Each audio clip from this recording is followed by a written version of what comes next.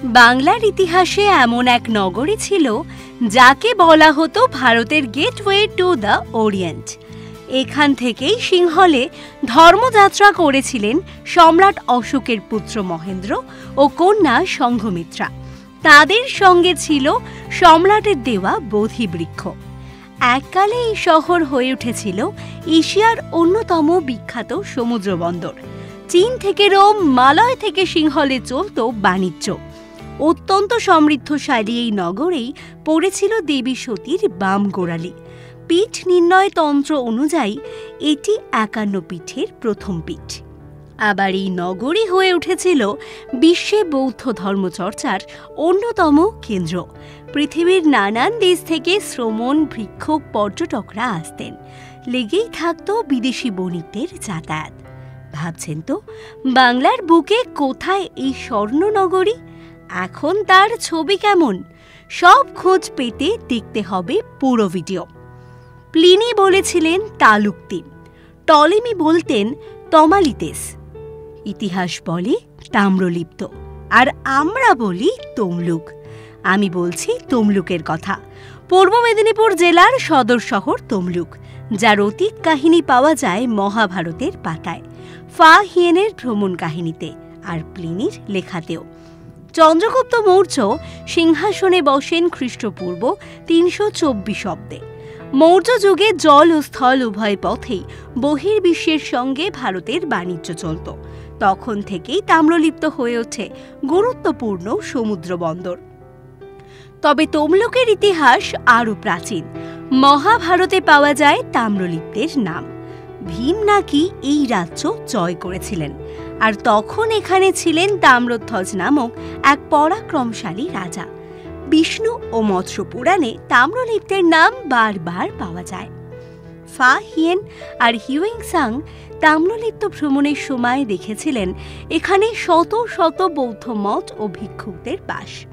সম্রাট অশোক নিজের হাতে ২০০ ফুটের স্তম্ভ নির্মাণ করেছিলেন। তাম্রলিপ্ত নগরীতে এসেছেন বৈষ্ণব ধর্মের প্রাণপুরুষ শ্রী চৈতন্য মহাপ্রভু। তাম্রলিপ্ত থেকে রোম, সিংহল, চম্পা, এমনকি মালয় দ্বীপ পর্যন্ত যেত জাহাজ। এখানে হতো রেশম, চন্দন, চামর, সুপারি, তেজপাতার বিপুল রফতানি। বঙ্গদেশের তাম্রলিপ্ত বন্দর হয়ে উঠেছিল এক প্রধান সামুদ্রিক বন্দর ও বাণিজ্য কেন্দ্র। আজকের তমলুকের সঙ্গে প্রাচীন তাম্রলিপ্ত নগরীর কোনো মিল নেই, কিন্তু সেই তাম্রলিপ্তর কাহিনী কোনো রূপকথা নয়। হারিয়ে যাওয়া সমুদ্র বন্দরের অতীত কাহিনী আজও শোনা যায় তার মন্দির আর প্রত্নবস্তুতে। বর্তমানে পশ্চিমবঙ্গ রাজ্যের পূর্ব মেদিনীপুর জেলায় তমলুক মহকুমা ও থানা অঞ্চলে ভাগীরথী ও রূপনারায়ণ নদীর সঙ্গম স্থল থেকে রূপনারায়ণ নদী ধরে একটু এগোলেই ছিল অতীতের তাম্রলিপ্ত বন্দর, যার বর্তমান নাম হয়েছে তমলুক। এখানে আজও রয়েছে রাজবাড়ি, যে বাড়ির অতিথি হয়েছিলেন নেতাজি সুভাষচন্দ্র বসু। এখানে আছে মা বর্গভীমার পীঠস্থান, চক্রেশ্বর শিব মন্দির, যে মন্দিরের সঙ্গে জড়িয়ে রয়েছে কুন্তী ও গান্ধারীর গল্প। তমলুকে বেড়াতে গেলে কি কি দেখবেন, আসুন জেনে নিই সেই তথ্য। তমলুকের রাজবাড়ি। তমলুকের রাজবাড়ি বহু পুরনো। সর্বপ্রথম রাজা হিসেবে ময়ূরধ্বজের নাম পাওয়া যায়। রাজবাড়ির মধ্যে রয়েছে রাবণ মাধব ও রাধারমণ মন্দির। গৌরাঙ্গ মহাপ্রভুর সহচর ছিলেন বাসুদেব ঘোষ। চৈতন্যদেবের অন্তর্ধানের পর বাসুদেব শোকে ঘুরতে ঘুরতে তাম্রলিপ্তে এসে মহাপ্রভুর মূর্তি নির্মাণ করে মন্দির বানান।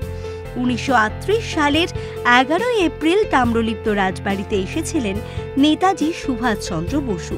২০১৪ সালে জাতীয় হেরিটেজ কমিশনের স্বীকৃতি পায় ভগ্নপ্রায় রাজবাড়ি। জাতীয় হেরিটেজ কমিশন এই রাজবাড়ির সংস্কারের কাজ শুরু করে। বর্গভীমার মন্দির। তমলুক শহরে বর্গভীমার মন্দিরে দেবীর বাম গোড়ালি পড়েছিল।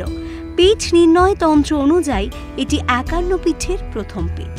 তমলুকের অধিবাসীরা মা বর্গভীমাকে তমলুকের অধিষ্ঠাত্রী দেবী রূপে মানেন।